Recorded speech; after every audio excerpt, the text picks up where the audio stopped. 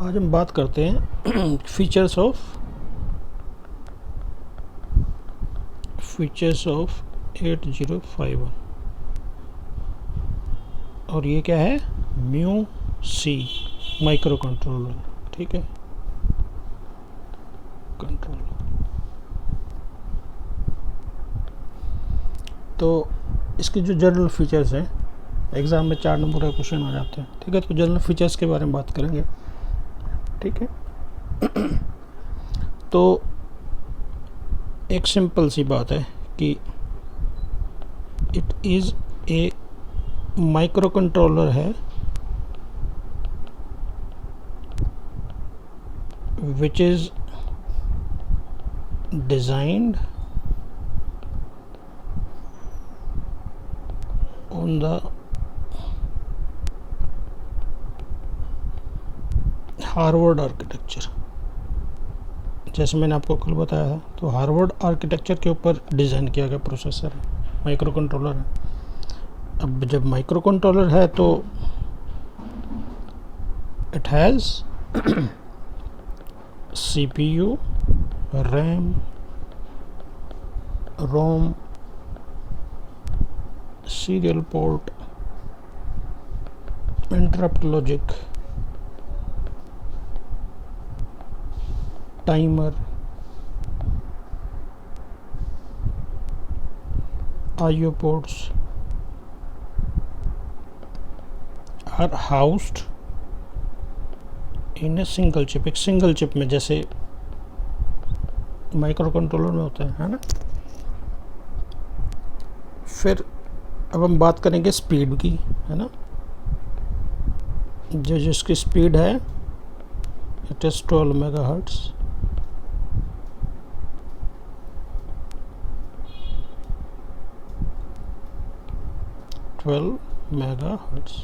इसकी जो speed of operation है। फिर नेक्स्ट पॉइंट आप बात करेंगे इसकी डाटा बस, 8 बिट वाइड है ना।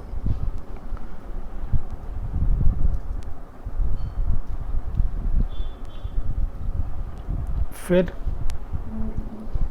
हम बात करेंगे इसकी रैम की। ठीक है, तो इसमें इंटरनल रैम क्या है, internal RAM of 128 byte, 128 bytes की इसकी इंटरनल रैम। ठीक है, फिर इंटरनल रोम की बात करेंगे। जो इसकी इंटरनल रोम है वो 4 किलोबाइट है। अब देखो हार्वर्ड मॉडल में क्या होता है, जो रोम है स्टोर्ड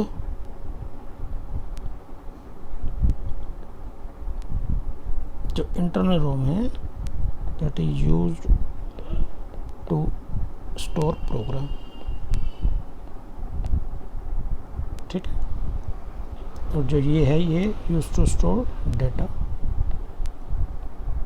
है ना। जो हार्वर्ड आर्किटेक्चर में जो करेक्टरिस्टिक्स होती हैं। फिर उसके बाद जो नेक्स्ट पॉइंट है, रैम का हो गया, रोम का हो गया, है ना। इसमें जो आईओ पोर्ट्स हैं 4 बाई डायरेक्शनल आईओ पोर्ट है। कितने हैं, 4 बाई डायरेक्शनल आईओ पोर्ट है। ठीक है, एक चीज़ बीच में स्किप कर गया मैं, एड्रेस बस। जो एड्रेस बस है वो 16 बिट वाइड है ना। अब जब 16 बिट वाइड है तो कितनी मेमोरी लोकेशन एक्सेस कर सकती है, 2⁻16, मतलब 2⁻10 और 2⁻6। ठीक है, ये आप इसको थोड़ा सा ऐसे लिख दो ताकि आपको कन्फ्यूजन ना हो। मैं इसको लिखता हूँ 2⁻6, 2⁻10, है ना। तो 2⁻6 तो गया 64 और ये क्या हो गया, किलोबाइट। तो इतनी मेमोरी एक्सेस कर सकता है ना। तो डाटा बेस आपको पता चल गई, एड्रेस बेस आपको पता चल गई, रैम पता चल गई, इंटरनल रोम पता चल गई, आईओ पोर्ट्स हैं, 4 बाई डायरेक्शनल आईओ पोर्ट्स हैं। इन बाई डायरेक्शन का मतलब कि आप उसको एज एन इनपुट भी यूज़ कर सकते हो, ठीक है, और एज एन आउटपुट भी यूज़ कर सकते हो, ठीक है, बाई डायरेक्शनल।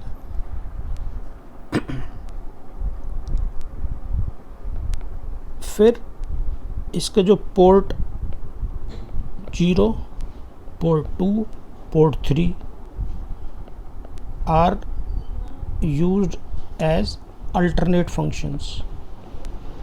अल्टरनेट फंक्शंस मतलब उनके, या तो आप उनको बाई डायरेक्शनल इनपुट आउटपुट भी यूज़ कर सकते हो, और उनके कुछ अल्टरनेट फंक्शन भी हैं, उनसे आप वो अल्टरनेट फंक्शन भी यूज़ कर सकते हो, ठीक है। तो पोर्ट 1 क्या है, वो इंडिपेंडेंट पोर्ट है। Independent means no alternate functions, alternate functions, उसका कोई दूसरा अल्टरनेट फंक्शन नहीं है, वो आईओ पोर्ट की तरह ही काम करेगा, ठीक है। पोर्ट 1 है।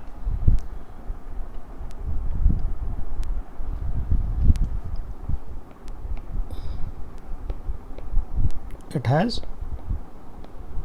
सीरियल पोर्ट,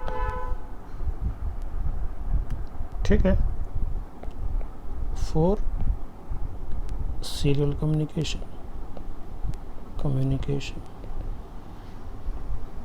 एक सीरियल पोर्ट है कम्युनिकेशन के लिए, ठीक है। और 2 16 बिट टाइमर्स हैं, 2 16 बिट टाइमर्स हैं जो एज एन अप काउंटर की तरह काम करते हैं, है ना। तो जो टाइमर है आप उसको डिले प्रोड्यूस, तो these timer can be used to produce delay, produce के लिए भी आप यूज़ कर सकते हो, ठीक है, और एज ए काउंटर भी आप उनको यूज़ कर सकते हो, ठीक है। वो मैं बताऊंगा जब कि डिले कैसे यूज़ करते हैं और काउंटर में क्या फ़र्क क्या दोनों में, है ना, मैं आपको बाद में बताऊंगा, ठीक है। एक इसमें चीज़ है कि it is a 14 pin IC है, 14 पिन।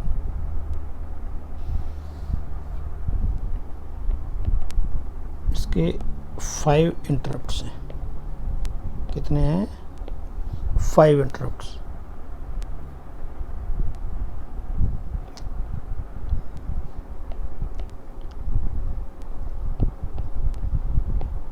पावर सेविंग मोड भी है इसमें,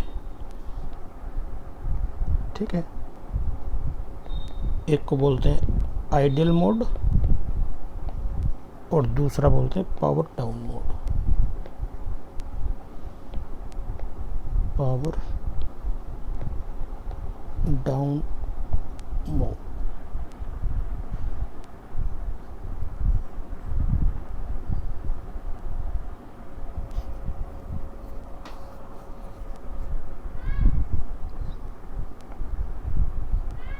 ठीक है।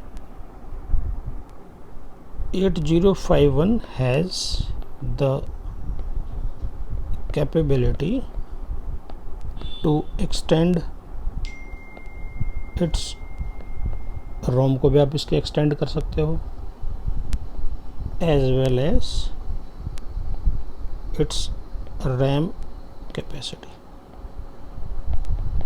ठीक है। उसमें पिन्स दे रखी होती हैं, वो मैं आपको बताऊंगा कि, लेकिन आप ये याद रखोगे कि आप उसकी जो इंटरनल रैम है ना, आप उसको भी एक्सटेंड कर सकते हो, जो 4 KB है ना, और जो इंटरनल रोम है जो 128 बाइट है, आप उसको भी एक्सटेंड कर सकते हो, है ना, क्योंकि उसमें डाटा बस भी है और एड्रेस बस भी है, कंट्रोल सिग्नल्स भी हैं, ठीक नहीं है।